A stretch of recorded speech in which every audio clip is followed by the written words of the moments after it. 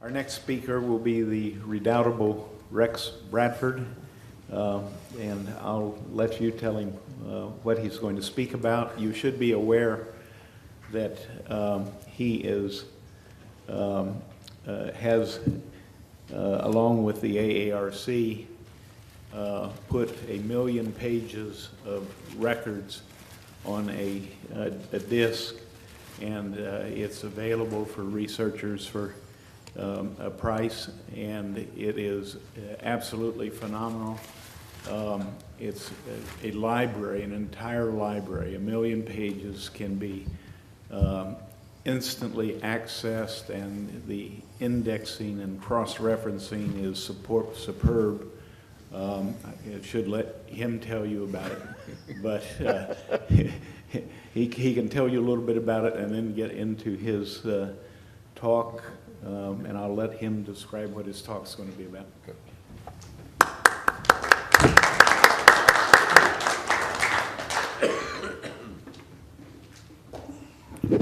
Hello. Okay. I'm not a very good marketer or salesman. Jim's referring to the JFK Assassination Archive, which is a project that I've created. Happy to talk to anybody about afterwards. You know, I got involved with Jim many years ago, putting CD-ROMs together of AARC documents, and the AARC website and History Matters website that I put together, and then that followed on to the Mary Farrell Foundation that I'm president of and run now, where we have the largest online collection of these records. And the DISC project is sort of a spin-off of that. It's basically the JFK portion of the document collection of the Mary Farrell Foundation, which is largely, although not entirely, AARC source documents, with some extra things thrown in. The search engine and the cross-referencing other tools available on it are better than what's even available online on the Mary Farrell Foundation site, although I intend to migrate those over time. So I'm happy to talk more about that later. My talk is sort of about the Church Committee and the Warren Commission. I want to use that as a launching point for some more general comments. I'll talk a little bit about Church Committee records that are withheld, sort of in the context of what we're talking about here. I kind of prepared it for a little bit of a more general audience, so if some stuff is really old hat, just start booing and I'll move through more quickly.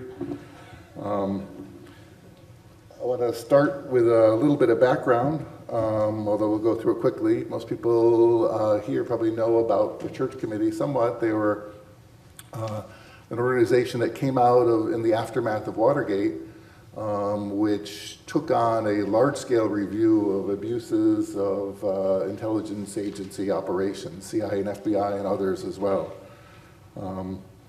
This was, you know, in the aftermath of President Nixon's resignation, and the skeletons were coming out of the closet.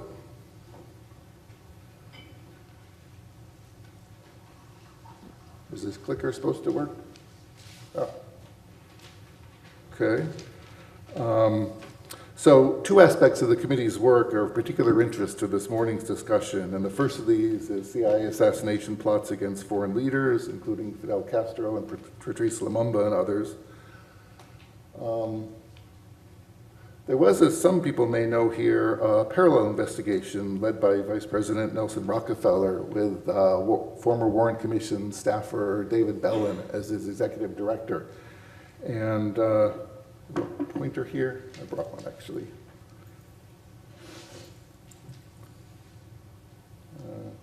Anyway, it turns out the Rockefeller Commission, we now know from their release files, were onto the assassination plots and knew about them, but chose not to take it on as a subject in their reporting. But the Church Committee made the plots a priority, the subject of the first of its 14 published reports.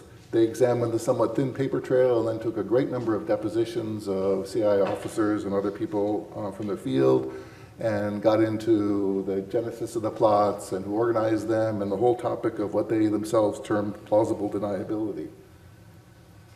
I don't know how many people have seen this amazing little memo, ZR Rifle project memo written by William Harvey, who ran the program in CIA. It, in one part, ironically, reminds the reader never to mention the word assassination. There's another part which is fascinating and cautionary for us. I'll quote from it. Cover, planning should include provision for blaming, SOVs, or checks in case of blow. Should have phony 201 file and RI to backstop this. All documents therein forged and backdated. Should look like a counter-espionage file. So on the first part of this, the provision for blaming SOVs or checks in case of blow, the false evidence tying Castro to the JFK assassination comes to mind. And phoning up secret CIA internal records as a backstop should be a warning sign to all of us. Okay, now, as many of you know, Alan Dulles was CIA director during the time and a prime mover in the Castro and Lumumba plots, despite a thin veneer of plausible deniability and the fact that he was no longer alive in 1975 to be questioned by the Church Committee.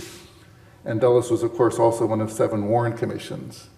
And there's no indication that he told any of the other commission members about the plots to kill Castro, assassination teams involving Cuban exiles, or CIA collaboration with organized crime figures whom Attorney General Robert Kennedy was actively waging a war against. Such knowledge, of course, would have seemed relevant to the Warren Commission's investigation. And so for the Church Committee, the lack of commission knowledge of such an important area added to the growing concern that the Warren Commission investigation was limited and inadequate. Subsequently, the HSCA asked Warren Commission Chief Counsel J. Lee Rankin about whether knowledge of this activity would have been relevant, and Rankin replied, "We certainly would have followed every lead down." I agree, actually, that the topic of these plots is highly relevant to an analysis of the Kennedy assassination, although even if the Warren Commission could have broken through CIA stonewalling, which in 1964 I think was pretty doubtful, it's highly dubious they would really have dared open this Pandora's box. The Oswald DeLoner conclusion was on greased tracks from day one. The Commission's head, Chief Justice Earl Warren, in secret session once said that the allegation that Oswald was a paid FBI informant, and I think we heard this acted out last night, although not this particular phrase that came up in a later session, it was a dirty rumor that, quote, must be wiped out insofar as possible to do so by this commission. And I think rumors of CIA assassination plots might have gotten the same welcome. So that brings us to the other aspect of the Church Committee's work that I want to say a few things about. And this was an assessment, not of the Warren Report per se, but rather the more limited question of how well the commission had been served by the FBI and CIA upon whom they had relied so heavily. Senators Richard Schweiker and Gary Hart led the subcommittee that took on this question, and they were blunt in their findings, that they had developed evidence which impeaches the process by which the intelligence agencies arrived at their own conclusions, and by which they provided information of the Warren Commission, and they declared that the investigation was deficient. On national TV, Senator Schweiker was even more blunt and told the country he thought the Warren Report had collapsed like a house of cards. And the committee's decision not to use its own investigators had, quote, played directly into the hands of senior intelligence officials who directed the cover-up. So what led Schweiker and Hart to reach such strong conclusions? One reason was the amount of withholding that they uncovered. The unrevealed assassination plots, of course, the FBI's destruction of the Oswald note had come out recently. The CIA's inadequate responses to the Warren Commission on the subject of Cuban exile groups, and more. But I think more revealing was the overall narrative the committee uncovered about the federal response to the assassination, which was from the very beginning was so strongly focused simply on proving Oswald's guilt. And as many of you know, the most famous document in this chronology is the Katzenbach memo, in which he says that the public must be satisfied that Oswald was the assassin, he had no Confederates still at large, and et cetera, et cetera. And this, of course, despite the rat that Katzenbach himself was smelling, and in which he says right in the memo, unfortunately, the facts on Oswald seem about too pat, too obvious, Marxist, Cuban, Russian wife, et cetera. For those who defend this memo, by the way, and there are some, because it starts out with a pro forma opener, it's important that all the facts surrounding the Kennedy assassination be made public. It's worth remembering that this was delivered to the White House 3 days after the events in Dallas. Katzenbach began drafting it the day earlier, within a few hours of Oswald's murder at the hands of Jack Ruby. And so the most charitable view is that when it was written, Katzenbach had no idea if Oswald was indeed the lone assassin. And what with Ruby's action, it's inconceivable he could have any confidence there were no Confederates. So I think rather this document, among many, is Exhibit A and what Senator Schweiker called senior intelligence officials who directed the cover-up. The committee wrote in the Schweiker-Hart report about unpursued leads, and these were largely concerning allegations, mostly emanating from events in Mexico City, that Fidel Castro was behind JFK's assassination. And this is the bad penny that keeps coming back over and over again at every assassination investigation. The Warren Commission had Gilberto Alvarado Ugarte, who they codenamed D, who told the story he'd seen Oswald take $6,500 in the Cuban embassy to kill Kennedy. His grade B movie script included red-haired Negro, I want to kill the man. Oswald, you're not man enough. Literally, the commission had a second witness with a completely different variation on the same story of Oswald taking money from Cubans. The church committee got new stories that had lain buried, including the Cubana Airlines flight from Mexico City to Cuba on the night of 11/22, delayed 5 hours for an unidentified passenger, and the HSCA was subsequently flooded with many more. Certainly don't have time to try to detangle all these stories in this talk.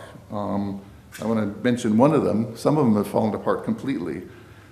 Here in the HSCA report, that committee noted that it, quote, developed considerable attention to the following memorandum, the gist of which is that Cuban Embassy Officer Luisa Calderon may have been expressing foreknowledge of the JFK assassination when by saying, quote, I knew almost before Kennedy in a phone call that afternoon and told the news from Dallas.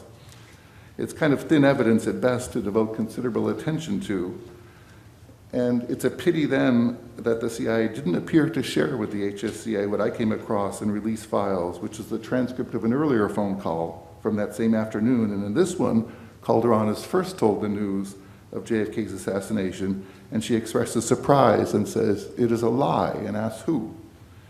Why wasn't this transcript shown to the committee so they wouldn't have had their time wasted chasing ghosts, or was that the point? Some of the stories are less transparent. I think ultimately it's all smoke and mirrors, but I want to return to the extreme relevance of them at the end of the talk. More to the point about this morning's, I'm going to talk a little bit about church committee records and what we've learned from the release of them in the 1990s, or the release of some of them. The short answer, I think, is we didn't learn a whole lot that they didn't already write up in the 14 reports, which I think is a testament to the integrity of the committee.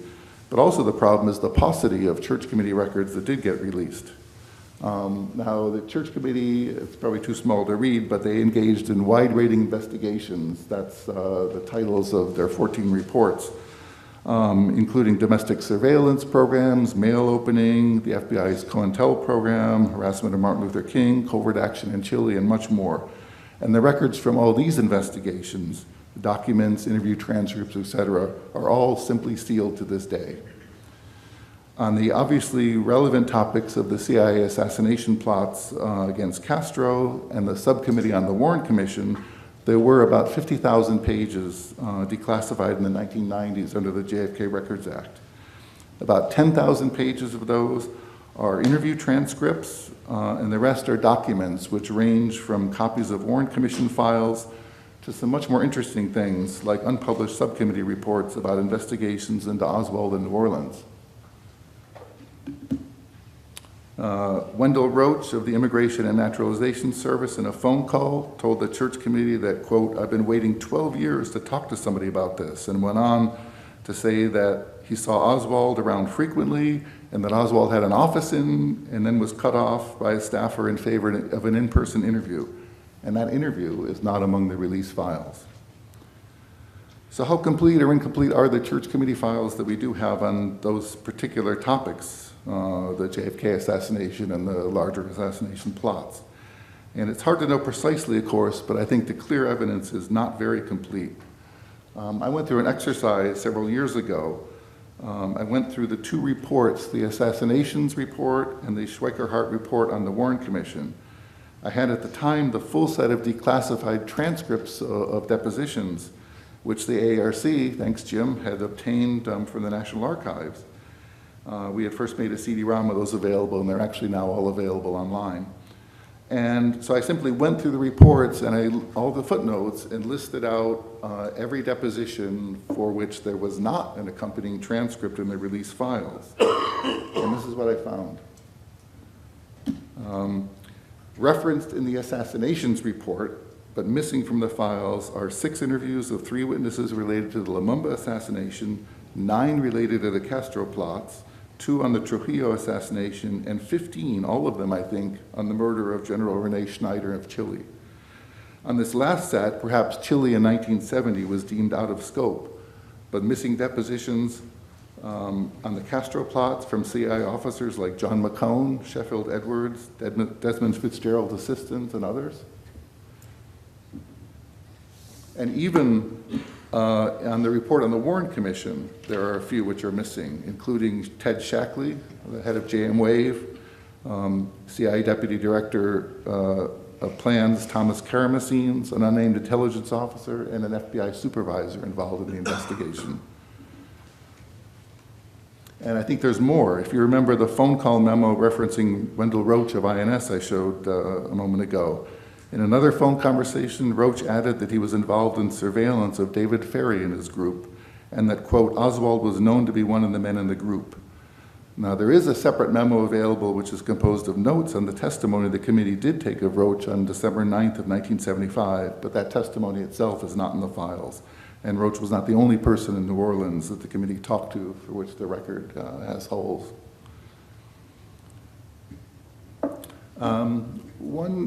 I'd like to make a more general comment, I guess, and move into different territory, if I may. I think that one of the things that's interesting about how rich the JFK Records collection is, that it is rich. I mean, it's some 5 million pages, and there's a ton of material that's been the source of so many books and so forth recently. The richness of it actually illuminates what should be there but is not. Sometimes records, of course, can be missing due to error, sloppiness, negligence, any number of innocuous reasons. But sometimes I think what's missing conveys great meaning. I think I've learned over the years that what you don't say is sometimes more important than what you do say. And in the case of an investigation like the Warren Commission, who they didn't talk to can tell you a lot. For instance, arguably, I would say the 2 most important witnesses for an investigation in JFK's murder right after it happened, once Oswald was dead anyway, would be Oswald's wife, in case she knew what he was up to, and Jack Ruby, who killed him. Now, Marina Oswald, of course, was the commission's first witness, but what about Jack Ruby?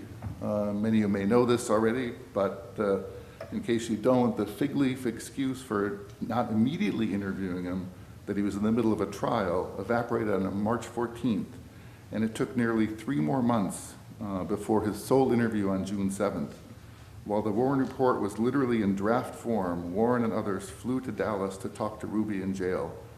Warren told Ruby, quote, I wish we'd gotten here a little sooner, but after your trial was over, but I know you had other things on your mind, and we had other work, and it got to this late date.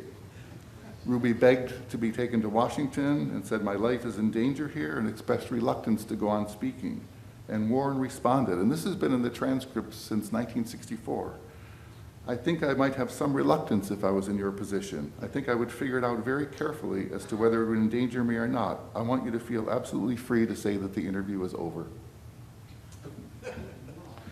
Now, besides telling Ruby it was okay to keep his mouth shut, what did they ask him? And the answer is not a great deal, in no small part because Bert Griffin and Leon Hubert, the 2 Ruby experts on the commission staff, weren't invited to Dallas to be present, much less conduct the interview. I would like to introduce another person whose lack of appearance in the record is perhaps the most glaring example where the black emptiness where this witness should be can tell us volumes. Oh, that's the Ruby quote. This man's name is George Burkley. He was the President Kennedy's White House physician. Burkley was in the motorcade in Dallas. He was at Parkland Hospital in Dallas where Kennedy was taken after the shooting. He signed the death certificate in Dallas there. He rode home on Air Force One and on bended knee made arrangements for an autopsy with Jackie Kennedy. He rode in the car with Jackie Kennedy from Andrews Air Force Base to Bethesda Naval Hospital and was present during the Bethesda autopsy, by some accounts running it. Burkley wrote verified on a diagram of JFK's wounds created during the autopsy. He subsequently took physical possession of JFK's brain and tissue slides. He signed the White House death certificate, itself suppressed from the 26 volumes of Warren Commission evidence, although that's another story. What made Burkley such an especially key witness was the fact that the Warren Commission was confronted with a stark contradiction in the medical evidence. Dallas medical observers saw a large rearward head wound and interpreted the anterior neck wound as an entrance wound. In other words, evidence of a shot or shots from the front. But the autopsy report declared that JFK was shot twice from the rear. Burkley, the president's personal physician, was the only medically trained person present at both at Parkland Hospital and at the Bethesda autopsy. Thus, he was uniquely qualified to address this conflict, perhaps sparing Arlen Specter from instead trying to square the circle with torturous leading questions like this. I won't read all this. This is that whole thing you can see at the bottom is a single sentence that Arlen Specter used in many different forms with each of the Dallas doctors. And it basically says, I know you're saying that it might have been an entrance wound, but assuming the neck wound was really an exit wound, would you say it was an exit wound? Did he study under William Palmer? This is a list of medical witnesses who testified before the Warren Commission and its staff, including 5 nurses and many doctors. You will not find Burkley's name among them. There is in Warren Commission exhibits in the back a 9-page summary of events written by Burkley on November 26, 3 days before the commission was even announced. Beyond that, there were certainly plenty of people reminding the commission of Burkley's existence in their own testimony. Dr. Clark, Dr. Peters, Dr. Carrico, and Jack Price of Parkland Hospital all talked about Burkley. Secret Service agents Roy Kellerman and Clint Hill, and others including Kenneth O'Donnell and Lawrence O'Brien. Curiously, Burkley's name didn't come up in the testimony of the 3 autopsy doctors, Humes, Boswell, and Fink. Now, I have not seen every internal Warren Commission record, but I've yet to see any with a single discussion of Burkley in them. Whether to interview him or not, nothing. He is certainly never mentioned in any Warren Commission executive session. He's just missing. Why? Since it's not credible that the commission didn't think to interview him, the answer has to be that off the record the decision was made not to. In that light, it's interesting that in 1967, Burkley gave an oral history to the JFK Library, now declassified, which includes this. Question, do you agree with the Warren report on the number of bullets that entered the president's body? Answer, I would not care to be quoted on that. And in 1976, during the early days of the HSCA, Burkley's lawyer contacted Chief Counsel Richard Sprague and told him that Burkley had information, quote, indicating that others besides Oswald must have participated. Sprague was ousted about a week after filing the memo of this call, and there was no follow-up. The HSCA a year later had a staffer give Burkley a phone call, but the HSCA medical panel didn't see fit to bother with an interview.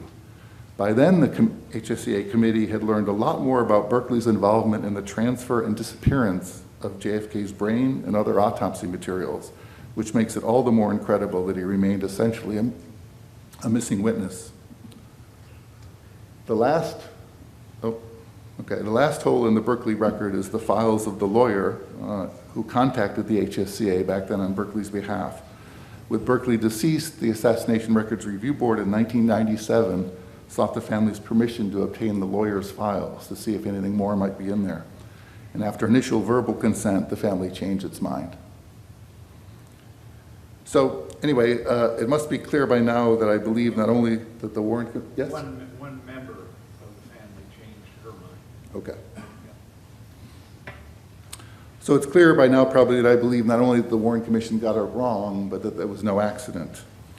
Now, the word cover-up is overused and conjures up images of grinning evildoers in smoke-filled rooms. But I think we've learned a lot more over the years about the much more mundane mechanisms of cover-up that exist. The Church Committee, for its part, documented the way in which senior officials in the FBI, J. Edgar Hoover, and the CIA decided the case was closed within hours of Oswald's murder, and how they then used their power to limit the Commission's view. As far as the Commission itself, the staff certainly worked within a framework of a preordained conclusion, And I think a few of them smelled the coffee and were ambitious enough to go the extra mile. Some of the commissioners, though, were pretty out of the loop and later questioned their own findings. But Supreme Court Chief Justice Earl Warren, masterfully chosen because a lot of people wouldn't have believed the findings of a Dulles Commission, was not out of the loop. Warren's participation was central to the commission's success precisely because his court was a progressive force in American society, admired by many for its integrity. And so then the question arises, why would Earl Warren lie? And I actually think we learned the answer to this over the years, especially in the 1990s with the new records and the release of Lyndon Johnson's taped phone calls. In 1964, it was scary enough that Oswald was a Marxist, had a Russian wife, apparently supported Castro, etc., despite Katzenbach noting that it was all too pat, too obvious. Well, what we now know about the false stories bubbling up from Mexico City related to Oswald's visits there, it's become clear that the alternative to Oswald the loner was not going to be Kennedy killed by CIA-trained assassins and intelligent asset Oswald framed for the crime. The alternative that Lyndon Johnson and Earl Warren, and yes, Robert Kennedy, faced was Oswald the commie killer hired by Castro and or Khrushchev. And some of you may know this already, but I'd like to play a couple clips. This is what led President Johnson to tell his old mentor, Richard Russell, as he strong-armed Russell onto the commission. Can we play the first clip? That has already been announced, and you can serve with anybody for the good of America. And this is a question that has a good many more ramifications than on the surface. And we got to take this out of the arena where they're testifying that Khrushchev and Castro did this and did that, and kicking us into a war that can kill 40 million Americans in an hour. Now, whether you believe it was done cynically or straightforwardly, it's certainly true that Lyndon Johnson had used the specter of World War III in phone calls that week with other people. And later in the same phone call with Russell, LBJ told his old mentor how he had forced a reluctant Earl Warren onto the commission with what Hoover told me about a little incident in Mexico City.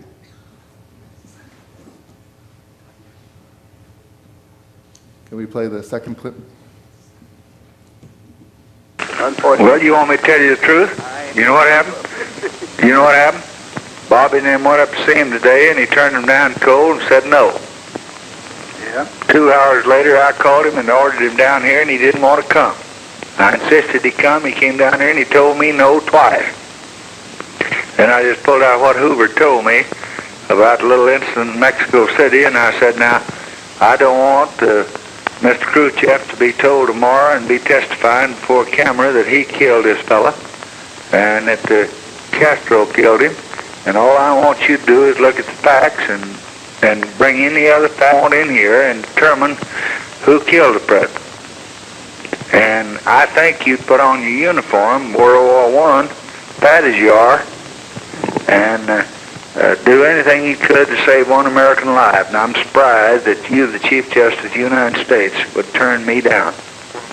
And he started crying. He said, well, I won't turn you down. I'll just do whatever you say. But he turned the Attorney General down. Okay.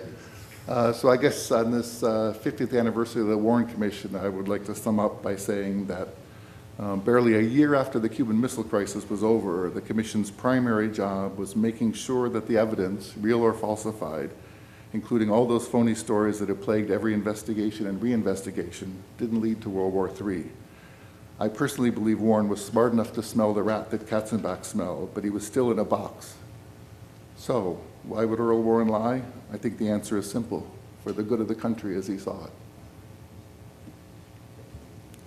Take questions.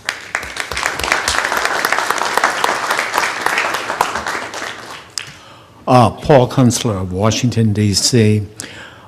Senator Richard Swiker of Pennsylvania, he was a moderate Republican. Republicans today would call him a rhino. But he publicly said that the CIA was responsible for Kennedy's murder. In 1976, when Ronald Reagan was challenging President Ford for the nomination, the Republican nomination, he announced he was going to select Richard Schweiker of Pennsylvania for his vice presidential nominee if he won the Republican nomination. Donald Dinsella, I don't think Joan Millen knows him too, told me he was a retired CIA official. He worked for the Soviet Russian division of the CIA at 1717 H Street Northwest in 1963. He told me that the only intelligence official of the District of Columbia Police Department told him there was going to be an attempt on Reagan's life in December 1980 and early January 1981 at the time of the inauguration. And of course, if that had been successful, George Herbert Walker Bush would have become president. Okay.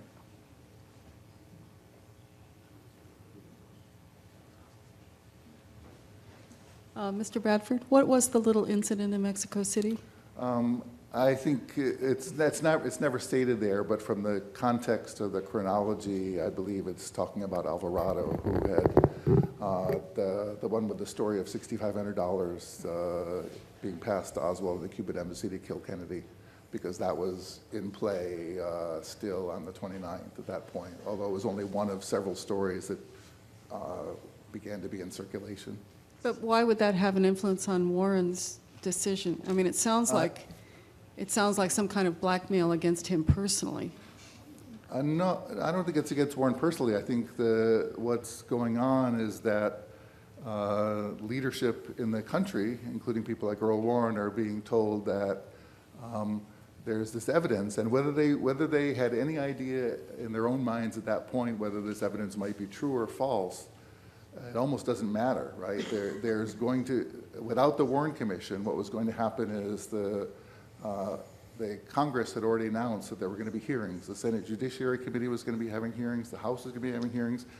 And I think the alternative they're faced is that guys like Alvarado are going to be flown up to testify in front of Congress before cameras that they saw Oswald take money to kill Kennedy. And I think there was real fear among people in leadership in Washington that this could get out of control very quickly, and that this public stampede to war.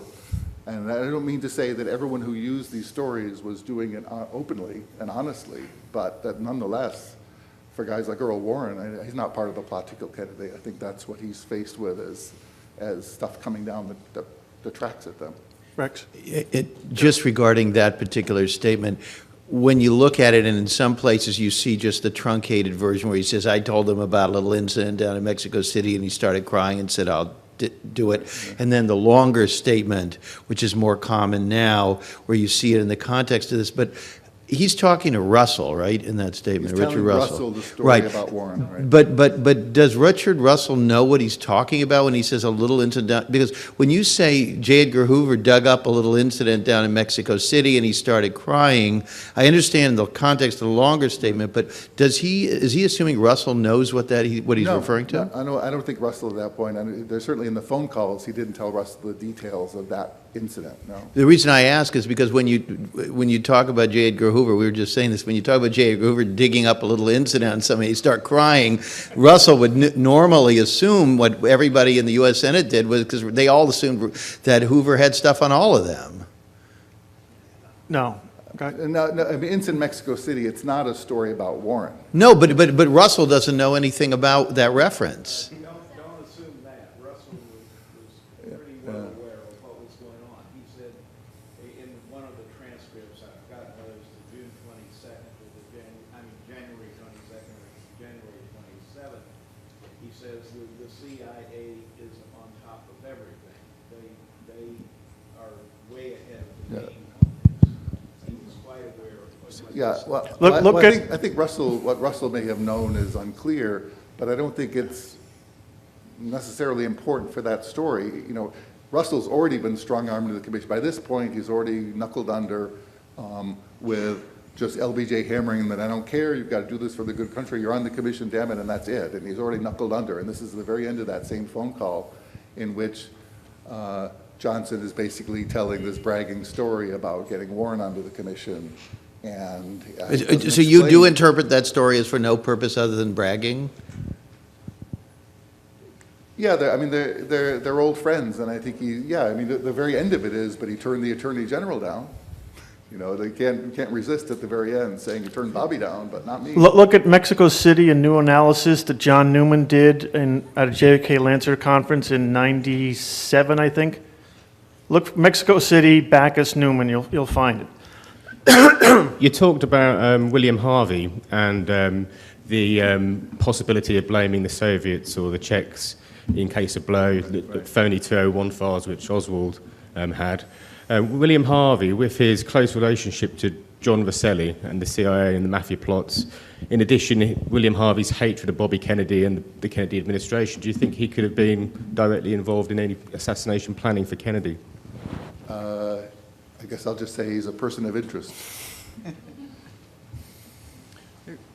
Hi, Rex. This is Kirk Cultus. I just had a question, your thoughts on Robert Kennedy's possible involvement in the medical cover-up with Burkley. And I always assumed that Burkley was pretty much acting on behest of RFK with the medical cover-up and so forth. And I know at the end of the House Assassinations Committee, towards the end of it, that Burkley had sent them along kind of narrative about being with the body the whole time. It sounds like he might have had a little bit of a change of heart from the initial memo where he, but any thoughts on that? I do, although it's just speculation. My speculation is that Burkley, after getting no feedback from that tentative contact, smelled the coffee and said, okay, they don't want to hear this.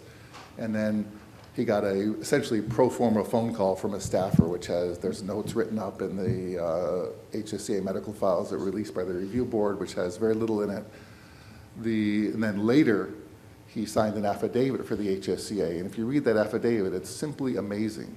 And because if you read it, the sole purpose of the affidavit is to refute David Lifton. It's just our chronology. I was with the body, I was with the body, I was with the body, I never left it, I was with the body, I never left it. And the HSCA at that point was already on to, David Lifton had been in contact with him about, the possible diversion of the body and all. And they had interviewed Richard Lipsey. The tape of that I have up on the website, where Richard Lipsey, the person in charge of moving Kennedy's body to Bethesda from Andrews Air Force Base, had told them point blank in a taped interview that had their jaws on the floor that he was in charge of that operation, and that indeed there were 2 ambulances and an empty casket, decoy ambulance, and so forth. And so I don't know the details of that story, but I fully believe that they contacted him and had him sign that affidavit strictly for that purpose. Mr. Bradford, I greatly enjoyed your talk. Just a couple of comments. You spoke about Chief Justice Warren obviously saying, statements in his in the conversation between LBJ and Russell.